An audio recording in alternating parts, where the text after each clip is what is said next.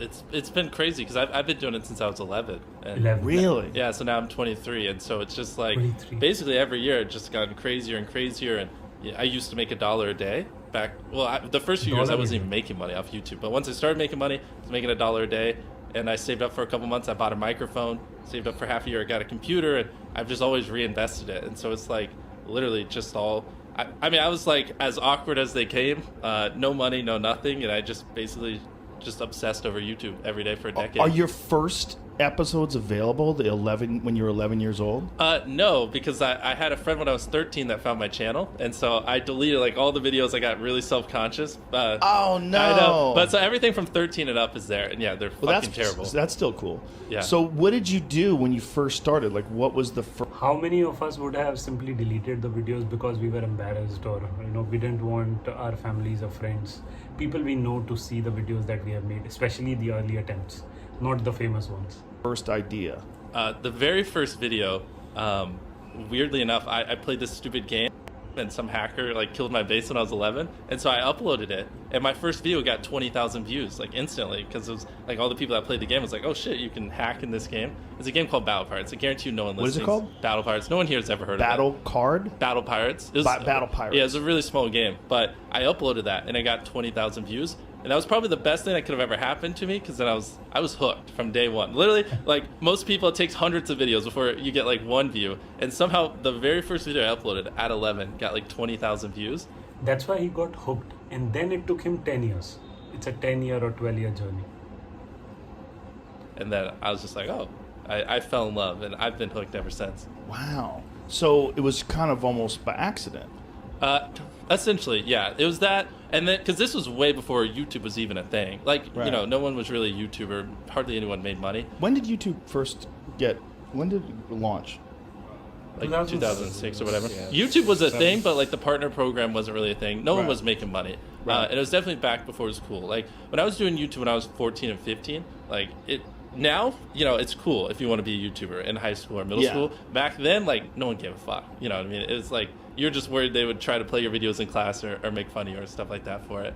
So, but how did it evolve to what it is now? Was it a vision? Was it a slow, sort of a gradual increase in numbers? And Yeah, I mean, it's about as slow as it gets.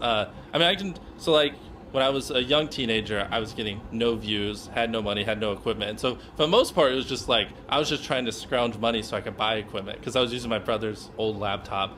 And so like my first couple hundred videos, I didn't have a microphone. Like imagine just like crackly, terrible voice.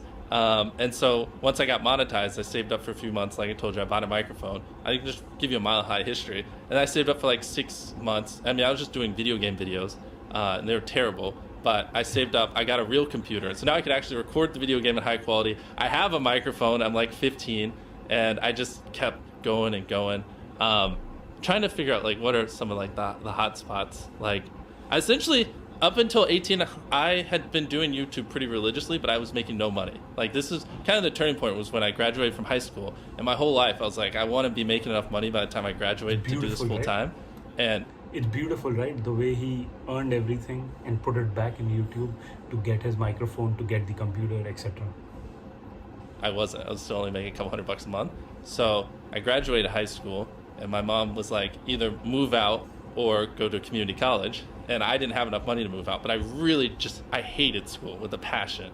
But she forced me to go to community college, and that was the worst. And how many of the people who are listening to this will be motivated by this statement of his that I hated school, and will not, will use it as some form of theory in their head that school is bad and I should not go to school and instead I should do this thing ever. Like that made me hate life. Like borderline suicidal. I just can't stand like having to just sit there and listen to this dumb stuff and listen to some teacher read out a book. So what I did was I would act like I was going to community college, but I would just work on videos in my car and edit and stuff like that. I had straight zeros. And so now the clock had started because once my mom found out, I was screwed. Were you aware of that? Like that you're running a risk? Yeah, exactly. Yeah. And so I would act like I was going to college that whole time, but I wasn't. And I didn't have enough money to move out. And that was kind of when I was just like 15 hours a day, all in. I was like, I'm fucked if this doesn't work. And I had some videos pop off. 15 hours a day on YouTube. couldn't tell you which ones, but I had a month where I made 20 grand because I just had some videos just do really, really well. And then I came home and I was like, yeah, I haven't been going to college, and I moved out the next day. My mom almost had a heart attack because she doesn't understand YouTube or anything back then, and she was like, man, this guy's. He's talking so pleasantly about the whole thing. Like, how many of us feel so much, opposition towards our parents or, parental figures, and he's talking it with such fondness. I work at McDonald's. I wasted all this time. Like, I invested 18 years, and this is what I get. Where were you living? What part of the country? North Carolina. That's where I've lived almost my whole life. And so, how does she feel now? Oh, she's great. Is she like she's beyond happy. Yeah, she loves it. Put her in front of her friends. She loves talking about it. She obviously. I always knew little Jimmy was gonna be a success. No, she doesn't try to hide it. We would fight all the time, even in high school. Like, I never once studied. I literally wouldn't even take my books home. Like, I legit don't think I studied once all of high school at my house. And so we would fight a lot. I didn't have the best grades, and so I would just make videos, and she didn't understand it, especially because back then it was just a whole different world. Like, there wasn't really a thing as a full-time YouTuber and stuff. And so... And it would have been so difficult because YouTube has become really big and acceptable now. But back in 2013, it was just some platform where video was getting uploaded. The money was there, but wasn't so much there. Amazing kind of belief or craziness, or what focus can do, or obsession with something can do. Good kind of obsession, I mean.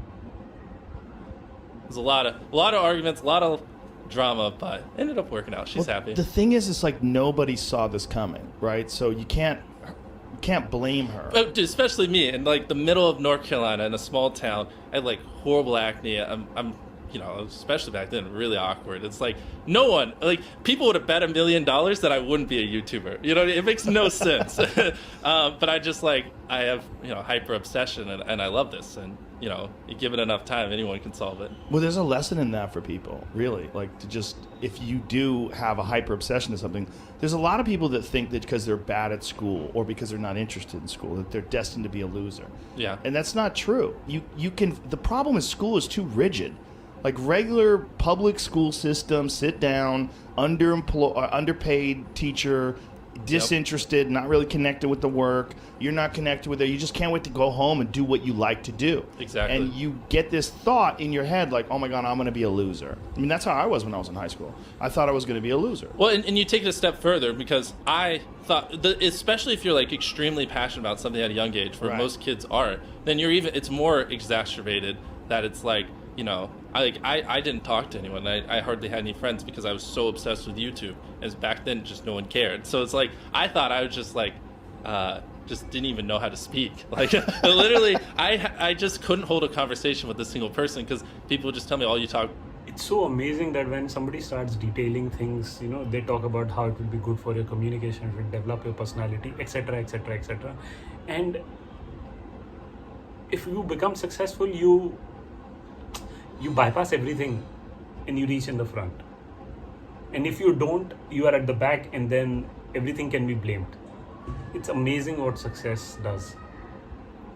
Talk about YouTube, and I would try to talk about something else, but back then I was so hyper obsessed and I literally just didn't know how to. But what were you obsessed about? Were you obsessed about other channels, your channel? Everything from like learning how to editing, the pacing of the videos, like ideas, what's going viral, what's trending, what's hot. Especially back then, I had no idea what worked. I mean, I had to like self-teach myself everything, even frame rate on cameras, coloring of the video, just stuff like that. And how did you learn? Did you learn from YouTube? Yeah, well, so like YouTube videos and tutorials or something? Most of my growth came actually after I graduated high school. Basically what I did was I somehow found these other like 4 lunatics. 3 of us were college dropouts, 1 was a high school dropout, and 1, I don't know, he just like quit his job. We were all super small YouTubers, and we basically talked every day for 1,000 days in a row and did nothing but just like hyper study, like what makes a good video, what makes a good thumbnail, what's good pacing, like how to go viral. And we just call it like daily masterminds. We would just get on Skype every morning, and like some days like I'd get on Skype at 7 a.m. and I'd be in the call until like 10 p.m. and then I'd go to bed, I'd wake up and I'd do it again. And amazing. People don't put this kind of effort 7 a.m. to 10 p.m. even when they are in their regular jobs or school or college. Amazing what obsession can. obsession with a great thing, and you get that set of people around you. Well, we do things like Can do. just take 1,000 thumbnails and see if like there's a correlation to the brightness of the thumbnail to how many views it got, Amazing. or like like videos that get over 10 million views. It's like how often do they cut the camera angles, or like things like that. Really? So you micro-analyzed Everything. Really? Yeah, just Oh I mean, my for God. like we were very religious about it, and so that's where most of my knowledge came from. Is I just surround myself with these lunatics, and just every day, like we didn't do anything. We had no life. But everybody had sort of a similar vision. Yeah, exactly. So we all had like 10, 20,000 subscribers when we met, and by the time we stopped talking, we all had millions of subscribers, and we all hit 1 million subscribers like within a month. It's crazy because it's like if you envision a world where you're trying to be great at something, and it's just like you learning and fucking up and then learning from your mistakes. Also, my mom told me not to curse. Sorry, Mom. If someone could just like edit out the swear words and give it to me, Sorry, Mom. Yeah, so I could give it to my mom to listen Sorry, Mom.